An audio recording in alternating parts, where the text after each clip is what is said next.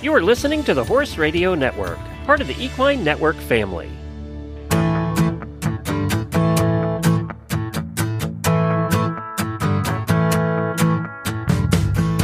Hello and welcome to this episode of the Disease Du Jour podcast. I'm your host, Carly Sisson, and in this episode, I spoke to Dr. Laurie Lawrence about performance horse nutrition. This episode of Disease Du Jour is brought to you by EquiThrive. Dr. Lawrence is a professor of equine nutrition in the University of Kentucky's Department of Animal and Food Sciences. Her research interests include nutrient requirements of broodmares and foals, nutrient requirements of exercising horses, equine digestive physiology, pasture and forage utilization, and equine exercise physiology. Thank you, Dr. Lawrence, for joining us. Happy to be here. When we talk about a balanced diet for a horse, what does that mean for a nutritional standpoint, and how does that definition change when we're talking about performance horses specifically? That's a really good question. The word balanced, I think we often think about having appropriate nutrients in the diet that go along with whatever the horse's requirements are. And so basically all horses pretty much require the same nutrients, but performance horses definitely require them in, say, different amounts than maybe a lactating mare or a growing horse. So when we think about the performance horse, we should be thinking about things like, well, what would be going up for this horse? What nutrient might they be using more of or need more of? Or what perhaps might be something that they don't need as much of? So for example, I think we were to say compare the performance horse with, say, a lactating mare. If we think about calcium, the lactating mare puts a lot of calcium in her milk. So she has a higher calcium requirement than the performance horse would. So we can just think about some of those things and try to line up the horse's requirements with what's in the diet. Probably the hardest part is deciding what the horse's requirements are, because it's really kind of hard to, with the performance horse, actually try to classify them into different groups. So are they really hardworking? Are they light working? Where are they in that sort of continuum of performance? Yeah, that makes sense. And sometimes I think owners maybe don't always classify their horses accurately either. Oh, definitely. And I think even with horse professionals, most horse professionals, whether they're trainers or farriers or veterinarians, they are usually most familiar with small group or type of horse. So maybe they do mostly hunters and jumpers, or maybe they do mostly Western pleasure type horses. And so if they have to sort of step outside that category and look at another horse, I think sometimes it's sort of hard to interpret that. When folks talk to me and they say, well, what about these? I say, well, this is what I would do. I would go to an event where you can see the best horses of that type doing whatever it is they do.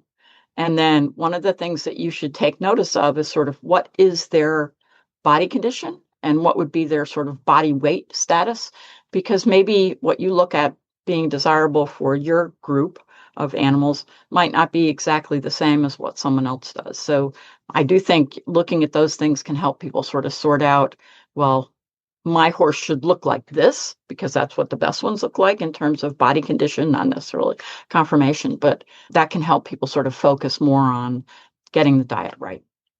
Yeah, that's great advice, because another question I wanted to ask you is how these nutrient requirements might differ among horses of different disciplines and also horses of different breeds, because, thoroughbreds and warm bloods are both commonly used in sport, but they might have very different nutrient requirements. So I'd love to hear your input on that as well. Yeah, I think they probably have different requirements, perhaps not so much associated with the actual exercise that they do. So whether it's a warm blood that's going cross country or a thoroughbred that's going cross country, based relative to their body weight, what the energy that they're using and the nutrients that they're utilizing are probably about the same. But I do think there's differences during the other part of the performance horse's life. And so I often think about feeding the performance horse as, well, first we feed them for maintenance, just whatever their basic needs would be. Then we add on that whatever their exercise is going to be. And then we add to that what I call lifestyle. And so animals that, for instance, travel a lot. So if you put a horse in a trailer and trailer him for 4 hours to an event and it's a hot day, just think about how dehydrating that is, because they're in the trailer and you're going 60, 70 miles an hour. So there's a wind that's going past them to some extent. It's warm in the trailer, right? And then if you have a horse that tends to be a little bit nervous about that, well, that's adds a different thing on top of that. And so the horses that, well, if they're good shippers and they're comfortable wherever they go, they tend to have, lifestyle needs that maybe are less than the horses that are, oh, we're in a new place. I'm really excited. Right. And so I think those are some of the things that, we think about the actual event thing, but the lifestyle is pretty important too. Right. Yeah. And every horse is so individual with those requirements. Yep. Yeah. This podcast is brought to you by EquiThrive. Electrolyte balance is essential for hydration, muscle function, and thermoregulation in horses, particularly during training, competition, and heat stress. EquiThrive electrolyte pellets provide key electrolytes in a palatable, low-sugar pellet, supporting consistent daily intake or remaining metabolic friendly for easy keepers. Designed to support normal sweating, fluid balance, and recovery, it's an ideal choice for horses in training or competition and in hot weather. EquiThrive electrolyte pellets, because proper hydration drives performance. Use promo code DUJOUR, that's DUJOUR, to get 20% off your first order, plus free shipping at equithrive.com. So, what are some of the energy sources that you think we should be prioritizing in our performance horse population? I'm sure pretty much any nutritionist that you would talk to would say, well, let's talk first about forage. And so we know that the forage component, whether it's hay or pasture or some other component that we might use like cubes or something, we know that that's really important. And it's important for a variety of reasons. One is because it does provide calories to the horse, and especially when we use good quality forage that is high in nutrient density. So when I think about quality, I think about how digestible that forage might be. So for a horse that's a high level performance horse, an elite athlete, they really need to extract as many calories out of their forage as they can. So it needs to be digestible, and that means that it needs to have sort of a moderate level of fiber in it. So not too high, not too low, somewhere in the middle. The other good thing about forage that tends to be soft and leafy, if you're feeding a horse that has really high energy needs, is that they tend to eat more of it. And so the more of the fiber part that you can feed, the more that they will eat their hay. That means the less the concentrate you have to depend upon. And then I think on the concentrate side, you want to have a balance of energy sources. I do think that for most horses, having starch in the diet is still important. They still need to have glucose that they can transfer into carbohydrate that they can use for energy in their body. So I don't think going with particularly if it's a high performance horse, going with a low starch diet is a great idea, at least over the long haul. But certainly adding some fat to the diet is a way to increase energy density, a good way to get calories into horses that maybe have those very high nutrient needs. And I would say for many performance horses, I think one of your questions was about what are some of their issues. For many of the most sort of elite competitive equine athletes, especially if they travel a lot and they're moving around a lot, actually maintaining the body weight that you want is sometimes difficult. So getting them to eat and have something that's palatable for them is good. So I always think about starting with the hay component, and I always ask people, how much are you feeding them? And sometimes they have an answer that's about number of flakes or something like that. And I try to encourage them to think about, well, are they eating everything that you give them? And if they say yes, then give them some more, right? So as long as you're not worried about too much weight, I would do that, Forage not only, and the other part is that we know that the forage not only can provide calories for exercise, but we know that the chewing activity associated with the forage is desirable as far as gastrointestinal health. We know that the forage when it goes into the stomach, it can potentially create a mat that reduces splashing of the gastric acid. And we know that the microbial community in the large intestine needs that fiber. And so it's the place to start. Are forage substitutes or additives like alfalfa cubes, are those also valuable in the diet, especially for horses that maybe don't consume as much hay as we might want? Absolutely. It's interesting that in some parts of the world, it's fairly common for people to put chopped hay, which they call chaff, Yeah. and mix it in with the horse's concentrate feed. So it's a way that they get more fiber into the horse. And the other thing that it does is that it actually slows the consumption of the concentrate. So they have to chew it more carefully. So it lengthens out the meal time. And we can use basically hay cubes. Here we don't have a lot of chaff, but you could. You can use hay cubes basically to do the same thing. And so the only thing that I would comment on would be that you probably, if you're using it as a hay substitute, so if you're trying to, if you're having a hard time getting, clean, nice hay to feed, and you say, well, okay, I'm going to add in some cubes, probably pick the cubes that are the larger size ones that are maybe an inch or so, or 2 inches in length, because we think that particle size in the horse's GI tract is probably important. So the ones that are just pelleted, that's a very small particle size. It's actually the pelleted ones that are very small. That particle size is actually smaller than what the average particle size of the ingesta in the horse's GI tract is. So I would go with the larger cubes to do that. Okay, interesting. Where does the science currently land on protein recommendations for these performance horses? Yeah, I think let me start at the beginning and say so protein is a big term. We measure protein in the diet by measuring just the nitrogen content. The reality is that the most important part of the protein are the individual building blocks. So every protein is made up of a chain of amino acids, and the amino acids are really the important parts. And so protein in total is important. You have to have enough, but what you really need to have are the right kind of amino acids. So I think today we think more about meeting the horse's amino acid needs than just maybe directly meeting protein needs. Now, having said that, we also need some protein that is not absorbed by the horse's GI tract, maybe surprisingly.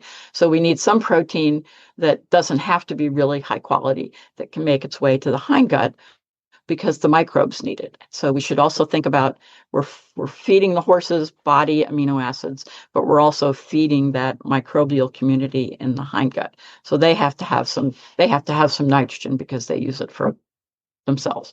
So having said all that, we know that again, if we contrasted, say, the lactating mare versus the performance horse, the lactating mare puts a lot of protein in her milk.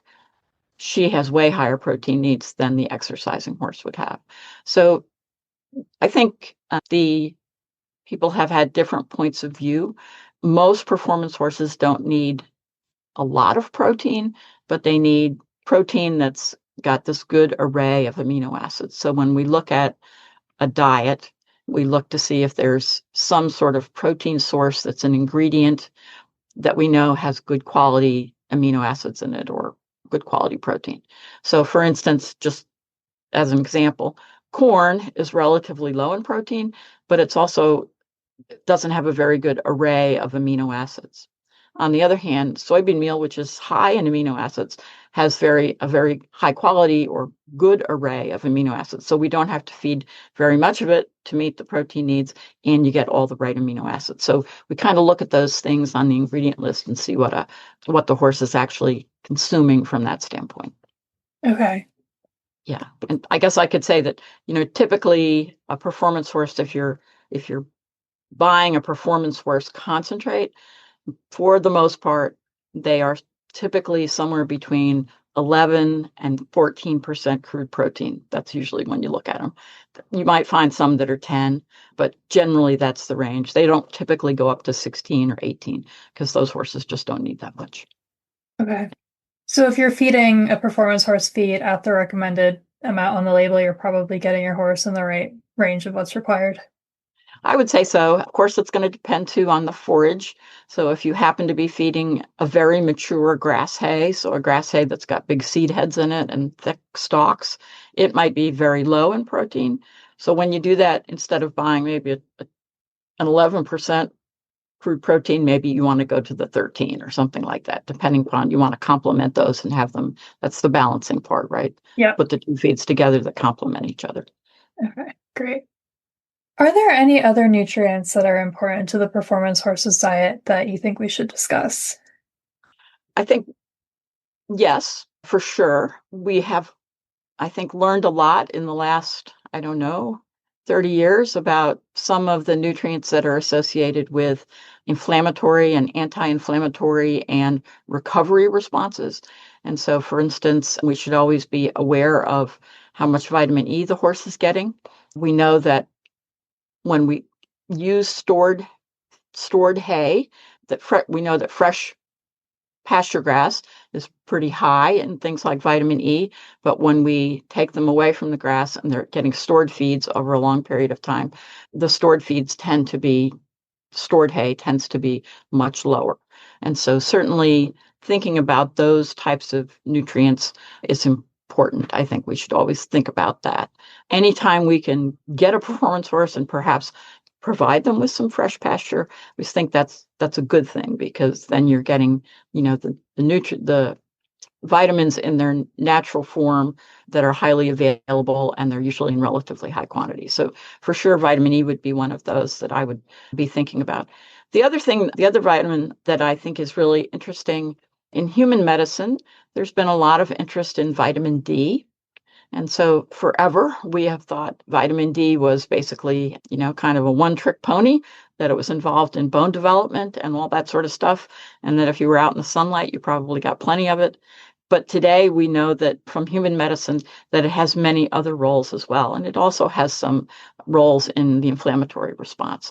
And so I think it would be nice for us to have more research on that in horses, but there are some places that are starting to study that. And so I think we'll be hearing more about that. A few years ago, we did a survey of commercially available feeds. And one of the components of the feed where we found there was a lot of variation among feed manufacturers in terms of how they fortified their feeds was in vitamin D. And that suggests to me that there's a lot of uncertainty about what's the right number. And so I don't think we know the answer to that. We usually think that probably if they're out on pasture, they're probably doing okay. But there is some information coming out on that. I think in the next couple of years, we'll know more about that. Yeah, that's interesting to follow up on, because I know a lot of horses don't have access to fresh pasture, and so it would probably be very important for that population. Yeah, and especially if you think about horses perhaps that live inside a lot, especially in cold climates where they're, the outside season is relatively short. Yeah, perhaps more to think about those horses. Yeah, definitely. What role do supplements play in the nutrition equation? That's a really good question. I think it's very relevant to basically all types of horses. In my mind, I usually separate supplements into a couple of categories. So one type of supplement would be a nutrient supplement. So for example, a supplement that provides, let's just say, selenium, which is an essential mineral. Today, most commercial concentrates, let me back up a step. Selenium is an essential mineral. In many parts of the United States, our soils are very low in selenium. And so that means that our forages from those areas are low in selenium. And so animals grazing in those areas could be in a low selenium status. But on the other hand, most commercial concentrates today are well supplemented with selenium. So you can look at the feed label. In most cases, it will say how much minimum selenium level there is. And so if you're feeding a reasonable amount of a commercially fortified concentrate designed for performance horses, you're probably getting plenty of selenium from that. Probably don't need a separate nutritional selenium supplement, okay, at least in my mind. On the other hand, there are supplements that you might need under certain situations. So if you have a horse that has not very good hoof quality, your basic concentrate and forages probably aren't going to have a lot of biotin in them, but maybe then you want to go out and get a supplement that specifically provides biotin, because we know that some horses with hoof problems will respond to supplemental biotin.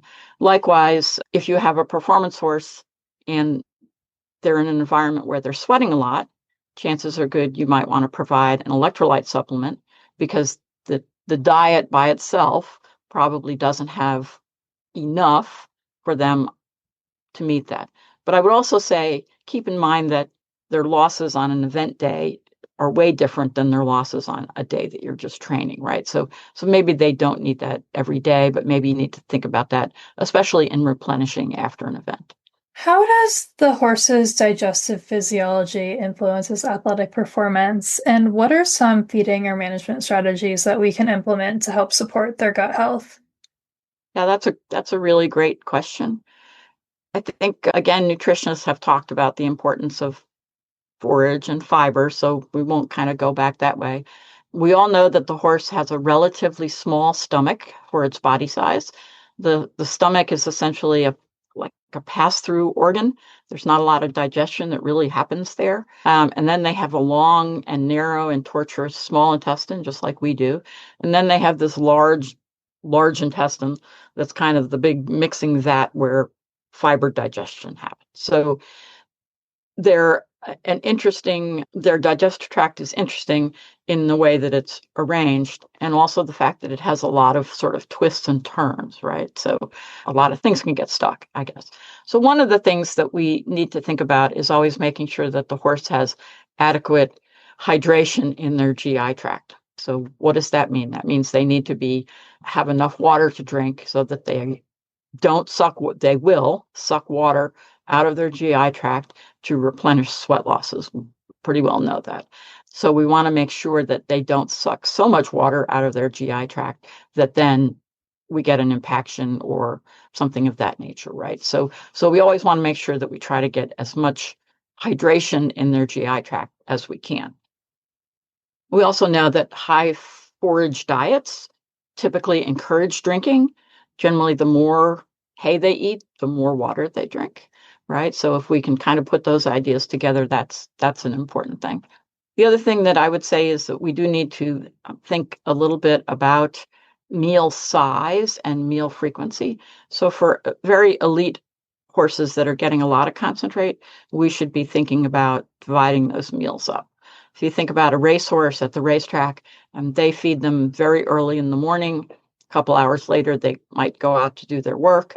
Then they probably are going to get another feed somewhere around 11 or noon. Then they're probably going to get another feed somewhere around 4 o'clock. And then in many cases, they'll get another feed with the night watchman later in the day, right? So they divide it up. And sometimes when people bring home a racehorse, they don't understand that the horse is that's his schedule, right? Yep. So he's looking for food early in the morning and expecting it sort of through the day. And we put them on a 2-meal-a-day thing. That's not really what they're adapted to. So the meal scheduling is important to think about as well. Great. Do you have any practical advice for how veterinarians can translate some of these feeding recommendations, some of this research on nutrition into strategies for their clients that work in real world training environments where, maybe we can't always do everything perfectly, but we want to try to do our best? Sure. Yeah, I think I often go to horse events where I wander around and I feel like I'm talking all about hay, but I wander around and I look at the hay. And I'm always amazed at the diversity of the hay that you see that people are using. And so some folks have something that looks like it's a, grass alfalfa mix. Some people have alfalfa, some people have just grass. So I would encourage veterinarians to talk to their clients about the forage, both the type that they're feeding and the amount that they're feeding. Because I think it's the client typically focuses on the bagged feed. They want to know what brand of bagged feed should I buy, and it's like the other part doesn't even exist. Yeah. Right. So, and the veterinarian needs to ask that question before I make a recommendation on a bagged feed. Well, show me what your hay looks like and let me look at your horse. And so body condition on the thin side, on the fat side, hay quality, then we're going to pick this complementary brand to go with it. So I look at it that way. The other practical advice that I always give is, if it ain't broke, don't fix it. So if the horse is doing well, and everybody's happy, don't change just because somebody else told you that they started using a new food and, their horse loved it. If your horse likes what he's getting, he's doing great on it, it's working in your arrangement, don't fix it. So, yeah. Trust the horse. If the horse is not eating his hay, there's probably a reason for that. So, yeah. I think that's great advice. Do you have anything else that you would like to add today before we wrap up here? Just that I think horse owners and veterinarians do need to think about weight management. If you look at any kind of athlete, human or other dog, and you think about exercising, you know that excess weight is going to slow you down. It's going to put extra stress and strain on your joints. And so while we idealize sort of that horse that looks round, perhaps, we need to think about that as weight management. And then the other thing I would say is that keep in mind that every discipline has its own sort of best weight range, and every individual horse has that. So if you can sort of identify that, what the horse looks like when they're at their best, and today's days and age, you can just take a picture of them, really, and identify that and then try to focus on that. I think that gives you a really good practical marker, and realize that, this athlete isn't exactly the same as that athlete, and you need to tune it up to fit that individual horse and their individual event. Yeah, that's great advice. I also find taking photos really helpful for monitoring the horse over time, taking them periodically and just looking. Yes, absolutely. Yeah. Awesome. Well, thank you so much again, Dr. Lawrence, for joining us and having this conversation. I really appreciate your time. Been fun. Thanks. Thanks. I'd like to say thank you again to Dr. Lawrence for joining us, and thank you to EquiThrive for supporting this episode. And as always, thank you to our listeners for tuning in to Disease du Jour. If you have any questions or suggestions for the podcast, please send me an email at csisson@equinenetwork.com.